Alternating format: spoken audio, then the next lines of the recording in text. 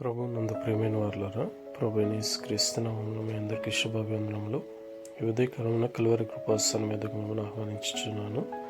ద్వితీయోపదేశకాండము 19వ అధ్యాయము 14వ వచనంలో, నీవు స్వాధీనపరుచుకున్నట్లు నీ దేవుడైన యెహోవా నీకు ఇచ్చుచున్న దేశంలో నీకు కలుగు నీ స్వాస్థ్యంలో పూర్వీకులు నియమించిన నీ పొరుగువాని సరిహద్దు రాతిని నీవు తీసివేయకూడదు.